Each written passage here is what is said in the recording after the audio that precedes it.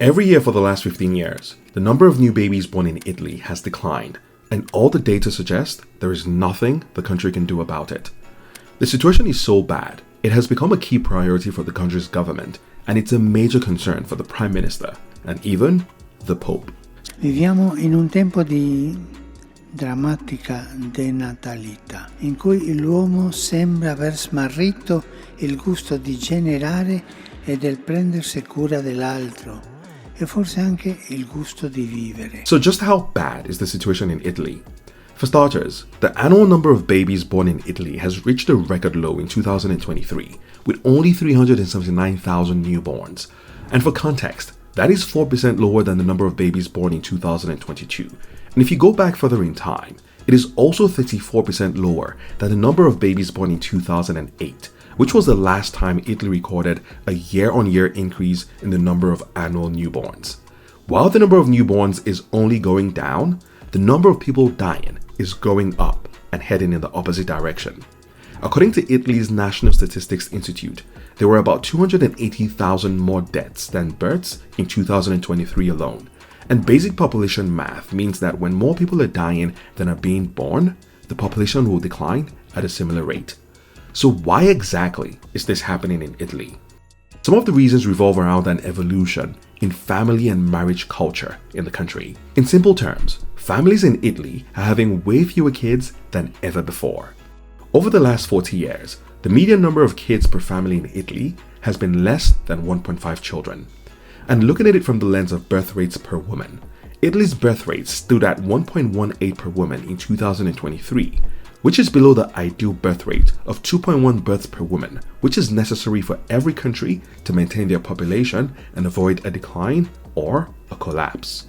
One reason Italian families are having fewer children is because Italians are starting families later than the rest of Europe. On average, the age of first-time parents in Italy has slowly increased over the past few decades and is now one of the highest average ages for first-time parents in all of Europe.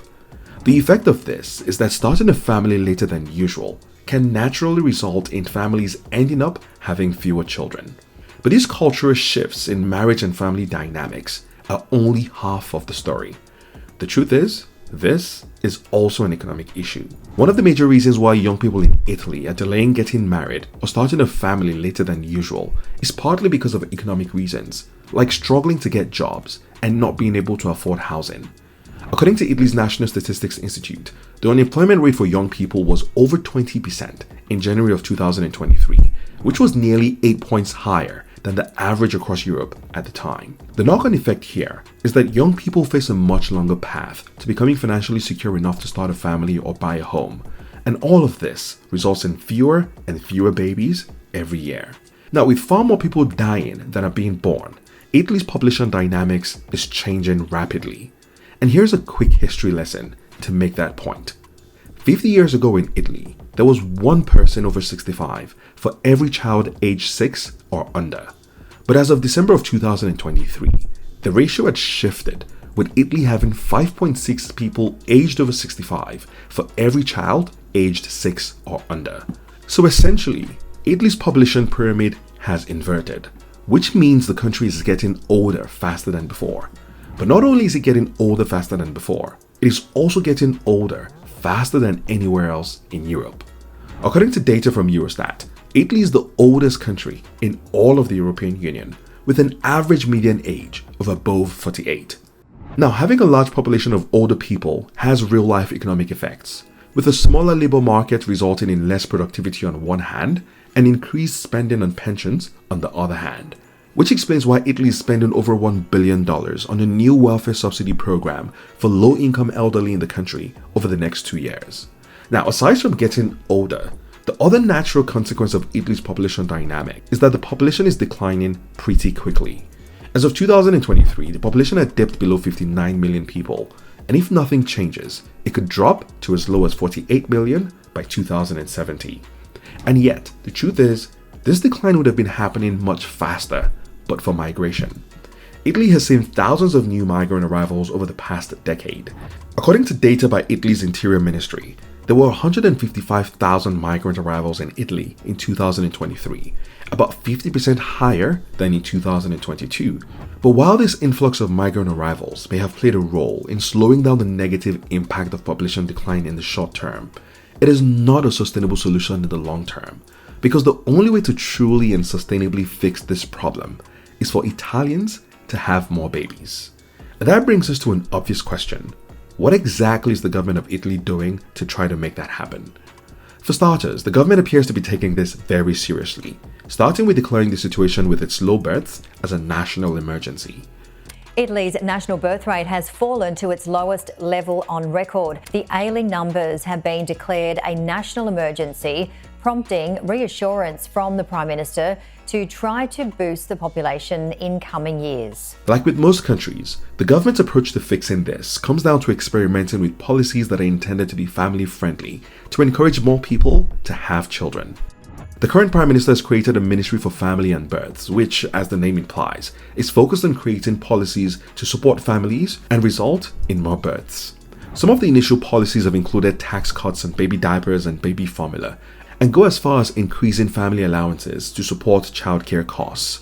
But these measures have failed to deliver positive results. So the government is going one step further by committing over $1 billion to support mothers in a bid to boost local birth rates. The $1 billion commitment will go towards funding measures such as increased financial aid to working mothers, increased government funding for daycares, and extended parental leave.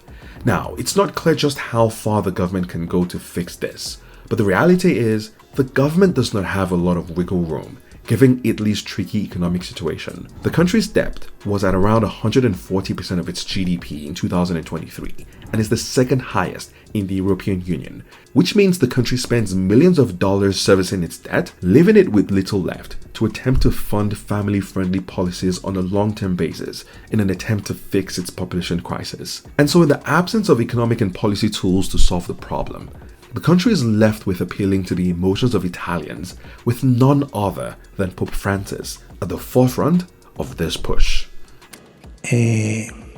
Questo rinnegare la paternità e la maternità ci diminuisce, ci toglie umanità e così la civiltà diviene più vecchia e senza umanità, perché si perde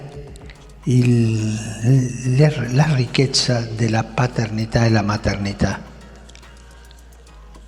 e soffre la patria. It remains to be seen if an appeal from one of the country's most respected figures and institutions will make an impact on reversing Italy's declining birth rates and its collapsing population.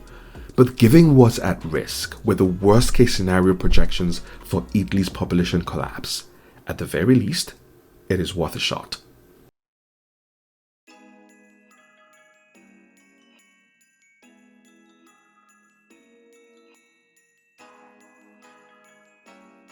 That's it for today. Thank you so much for watching. If you enjoyed this, then give the video a thumbs up and don't forget to subscribe. And of course, you should also check out this video I made explaining why this problem is not just an Italian problem, but also an European problem. See you in the next one.